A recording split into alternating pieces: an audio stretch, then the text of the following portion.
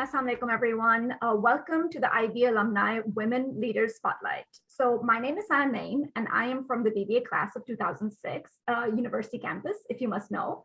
And I am hosting this very accomplished panel today.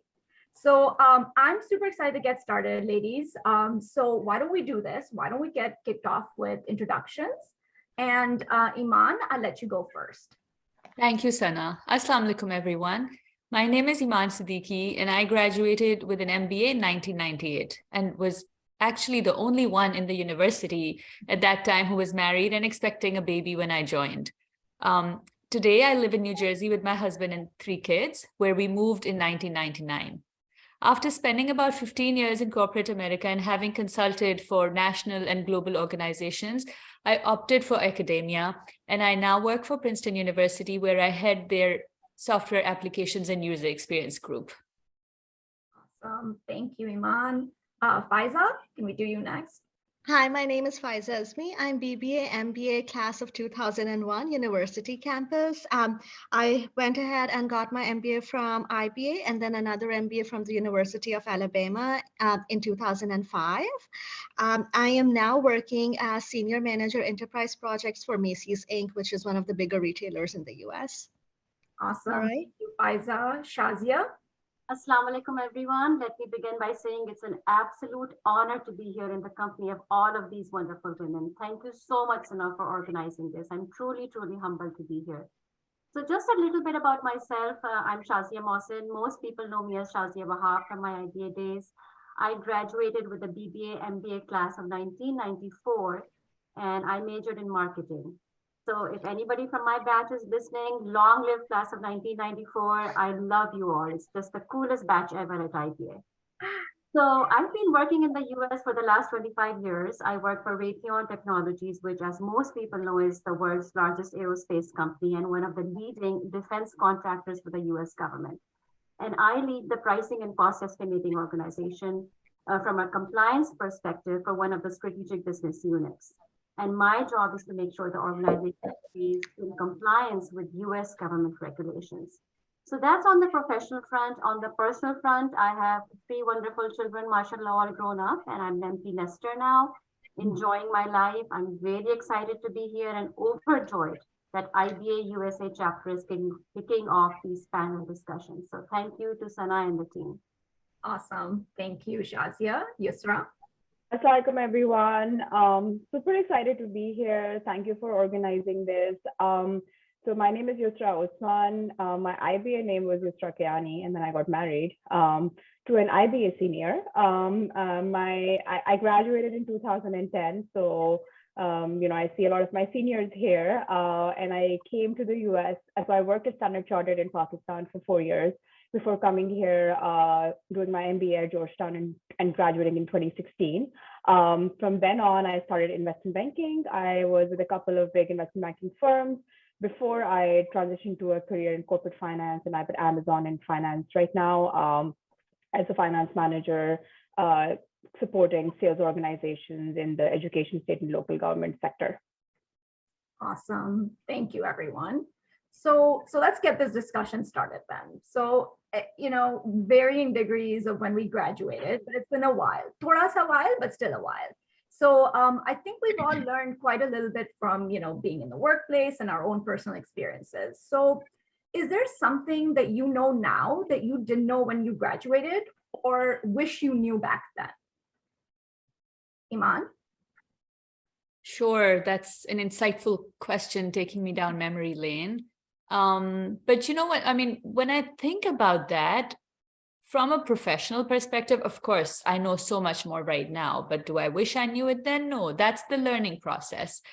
But what I have learned along the way is that you can learn and be great at anything you set your mind to. I mean, I graduated with an MBA in marketing. Today, I'm leading software development. And this is, technology was something that I was a little scared of 20 years ago.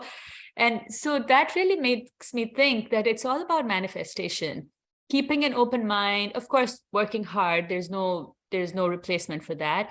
But keeping an open mind, going with the flow, saying yes to opportunities, and having the faith in yourself that I don't know this, but I can figure it out. And that's really been my philosophy all along, and has fortunately helped me in good times and in not so good times also. And yes, we all know there've been many of those all along. So yeah, it's just, did I know that I had to keep an open mind back then? I kind of did, but that's affirmed my belief in it along the years.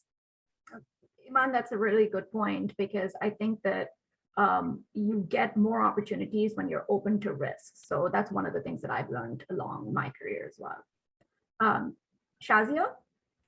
So, बहुत अच्छा सवाल है Sana. It's one of my favorite questions I get asked a lot, and I'm glad you're asking this question today. वो कहते हैं अंग्रेजी में कि you live and learn. तो मेरा ख्याल में वही वाली बात है. Honestly, if I could go back in time and talk to my younger self when I was starting out my career, I would have told myself to know my self-worth. आपको अपनी professional value मालूम होनी चाहिए. Period. That you should know what you're bringing to the table. And my advice is to my younger self, of course, is don't settle for less. Don't put yourself on discount. And if you truly know what you're worth, you will make better decisions in life. और उसकी मिसाल ये है कि you will not accept the first job offer that comes your way, for example. You will also negotiate your salary a little bit more. And again, you will set ambitious professional goals for yourself. And what I really think that even in today's world, a lot of professional women, we, especially early on in our careers, I think we underestimate ourselves when it comes to what we can do and what we can achieve in our work lives. And I really think that there's nothing more beautiful, nothing more empowering than an ambitious, educated woman who's stepping out into the professional world. And she knows she wants to make a difference, and she knows the power that she holds, and she knows what she's worth. So it's just a beautiful thing to watch. Good point, Shazia.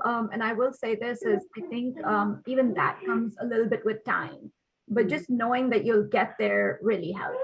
So awesome. Okay, Faiza?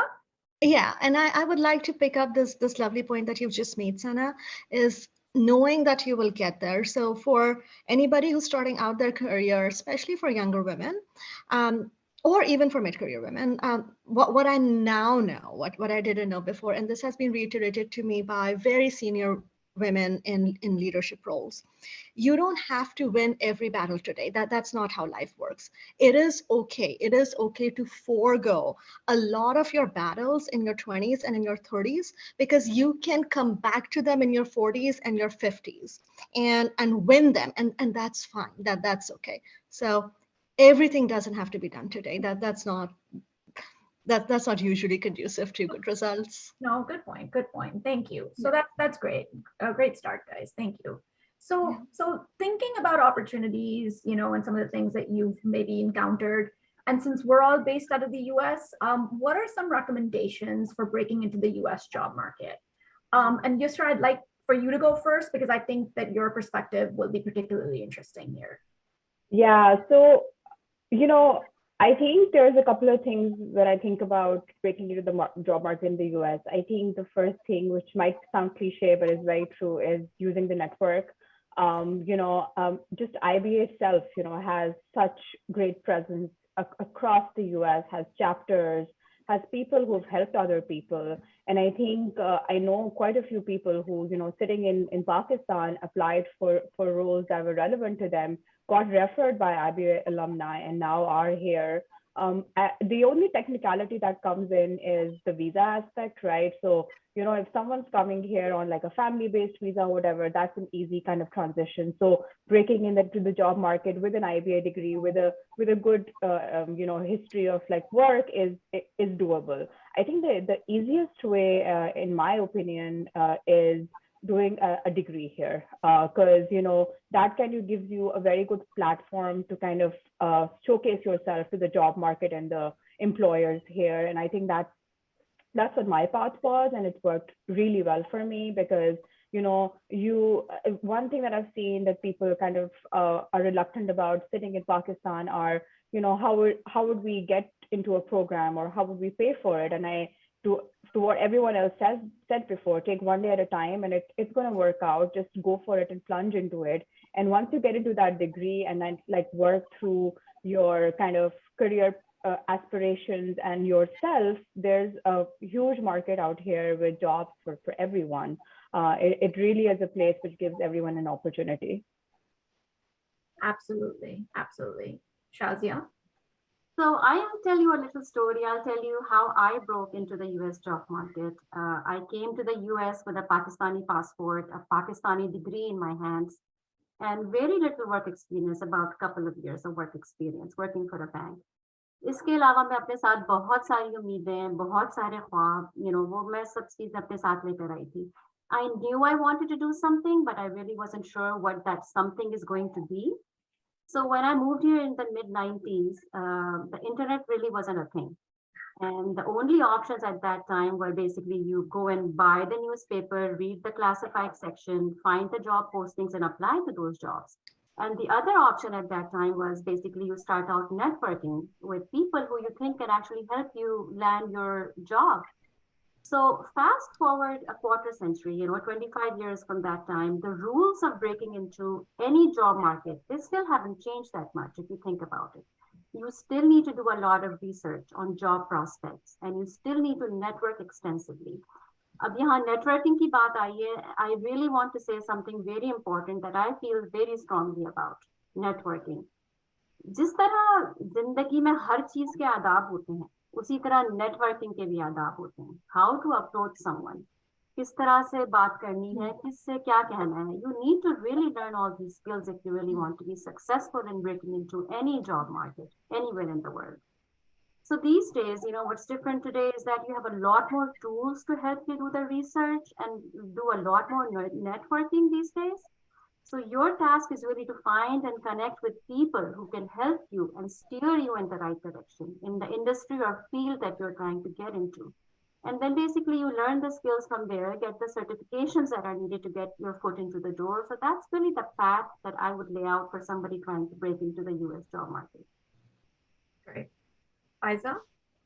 Absolutely. I think my approach is, the first one is, do you have a work visa in the US? And depending on your background, IBA has diversified a lot compared to when I was there in 2001. So now there is a tech subject for IBA, there is a business background, there are other backgrounds.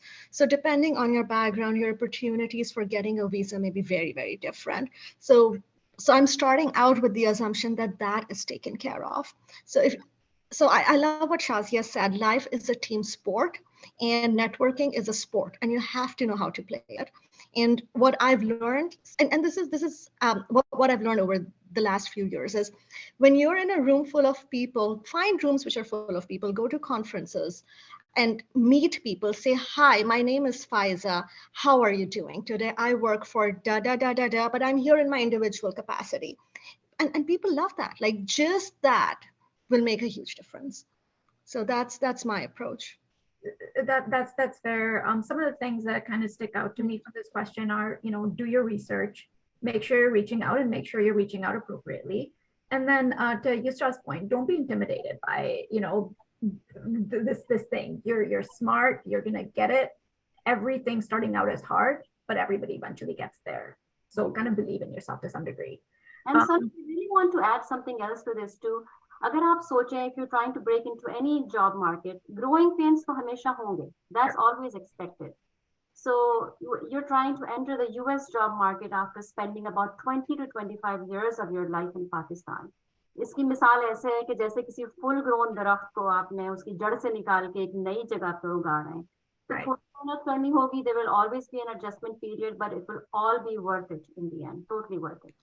Yeah, good lead into my next question, right? So work-life balance, right? Because that's a big topic of interest. I know that's a big personal topic for all of us here. So could I get your thoughts on that? And I'll start with Iman. Sure. I mean, this is a really interesting discussion so far. And this is, again, like you said, a topic close to all our hearts. लेकिन पता है वो work-life balance का मतलब सबके लिए फर्क भी हो सकता है. And this is something also I learned earlier on. I mean, मेरे लिए तो work-life balance का एक ही मतलब था, because I started with having a family. But one of my mentors told me that you should evaluate what your work-life balance means to you at every stage of your life. If you're single and starting out, maybe you want to give it your all, right? I mean, आपको शायद travel उस वक्त important हो, so you want to get a job where you have to travel a lot. शायद आपको really it's all about making money, so you want to get a job that does that for you. At a different stage of your life, if you have family, then you want to say, okay, I don't want to travel. I'd rather have like some hours where I can enjoy my life with my family. So you have to reevaluate that at every stage of your life. That's just a general thing I wanted to share. In terms of work-life balance for me, again, I mean, being in a happy and healthy state of mind leads to better quality of work and stronger relationships at work and in your personal life as well. So for me, being in that state of mind means prioritizing my family, taking time out for myself to enjoy some of my hobbies, catching up with friends.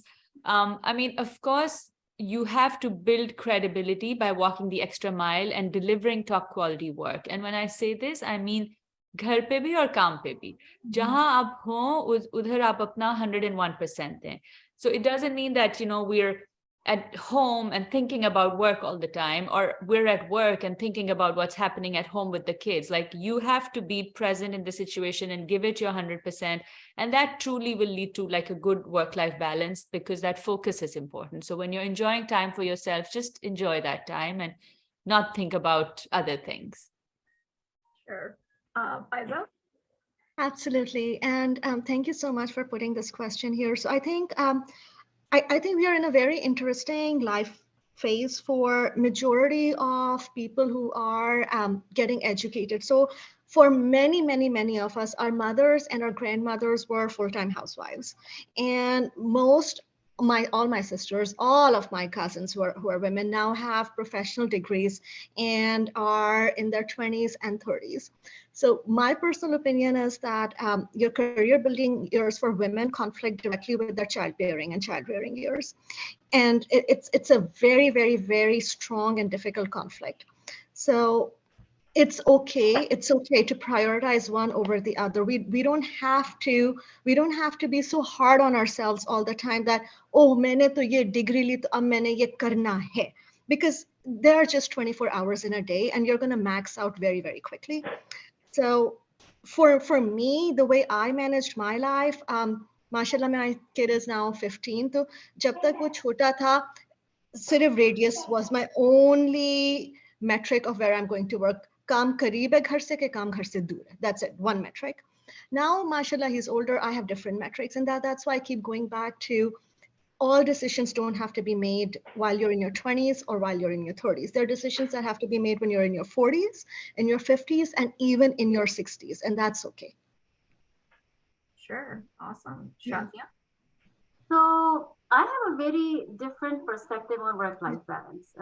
Trying to achieve work-life balance on a daily basis, in my opinion, is a really difficult thing to do. बहुत कुर्बानियां देनी पड़ती हैं ऐसा करने के लिए. And as a mother of 3 children, they're all grown up, mashallah. Always been working full time. I've never had a break in my career ever since I moved to the US, and I've started a family starting out. So I had a family to take care of, and hundreds and thousands of pickups and drop and kids activities, and trying to find time for yourself, your own hobbies, because that's very important for myself and my own mental well-being. I can really attest to what a struggle this can be. जैसे बकौल शायर एक आग का दरिया है और डूब के जाना है, वो वाली बात है. But don't get me wrong, many have done this successfully. So it's a model that can actually really truly work, and it's a goal that can be achieved. But obviously it comes at a cost. So आप बहुत सारी balls को एक साथ अगर juggle करेंगे तो कोई ball तो गिरेगी कभी ना कभी. So when we talk about work-life balance, what comes to my mind? Typical standard work-life balance would mean that you show up to work at 9 a.m. and then you turn off your laptop at 5, and the rest of the day is meant for your hobbies, your family. You're not going to worry about work.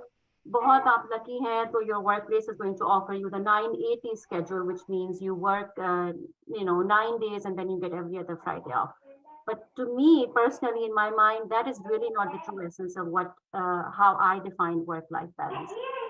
And in today's world, especially in the US, with remote and hybrid work, so many of us are working remote and hybrid jobs. I think the focus or the model or the formula for work-life balance has changed. So it has changed from what we know as work-life balance to work-life integration. And there's a big difference. And what this really means to me is that my work and my life are really one and they're integrated into each other. इसकी मिसाल मैं दूंगी कि, for example, if I'm a remote worker, I need to pick my child from school at 2 p.m. in the afternoon. What I'm going to do, I'm going to block my work calendar for that time. And I'm not going to be available for any work calls during that time. And the vice versa is also true, right? When I have kids to bed, for example, I'm going to complete a work task that's due the next day. So the real focus for me when I think of work-life integration is to not watch the clock and say, okay, it's 5 o'clock now, it's my time. My focus is on completion of results and delivering of results and completion of tasks. I don't care what time you come in, you go take care of your personal business, as long as the results are being delivered. In my opinion, that should really be the focus. Got it. Yusra? Yeah, amazing introspection here by all the ladies. I'll just go back to what Iman said. Each stage of your life is different, and you got to choose your work life and how you want to manage it accordingly. I think I have actually experienced that in what she said. When I came here, it was just me and my husband. No other responsibilities. He's a very responsible person on his own, so I don't have to really take care of him. And I plunged into investment banking, which required for me to work 14 to 16 hours a day, work weekends. And, I did that for quite a few years until I had my son. And I was like, okay, do I not want to see him ever? Or do I want to do something where I can have a career, not get burnt out, and yet be with him? And that's when I decided to move into corporate finance. So to Iman's point, like, you kind of manage your work life yourself, and it's like your own choice, right? Then coming to the point of work-life integration, that is so true. And I think the balance or that integration has moved for the better because of COVID, because we are getting that flexibility. Most organizations are giving that flexibility. Like in pre-COVID, it was not okay to block your calendar to go pick up your kid, but now it's totally cool, right? Like everyone's accepting that. And I think when I sum up that work-life balance situation in today's world for myself, it is, I part it out. My days parted out. My mornings are for me. I give myself, an hour or so to work out, yoga, whatever it is, right? Then I start work, then kids come back. I spend some quality or quantity time with them, put them to bed. And then I have another couple of hours for myself to kind of unwind the day and then go to sleep. So I think that's how I section my day, and that's how I balance myself and get some mental sanity around that. I think you guys all made really great points. And again, the candle cannot burn on both ends. So you have to find some kind of balance. As one of my managers would say, there's seasons of life. So I absolutely agree. Like my season right now is very tough with 2 little kids. And I know, Yusra, you're kind of experiencing the same, but it will change. And that's the beauty of it, right? So nothing is constant in life. I think that's the motto of it. Things change, there's the ebbs and flows, and we got to go with it. Exactly. And then the other point that I'd like to make, which is very important to me, is let's support young mothers. Let's not make them feel bad if they drop their kid off at daycare. Let's make sure that that's good, right? Like that's a thing that's admired. They're going to the workplace, they're using their degree, they're contributing to the family. Let's have that. Let's create that support system, those positive vibes, because it is hard. Like we feel bad doing it, but we're doing it for the greater good. So I think that's a really important point.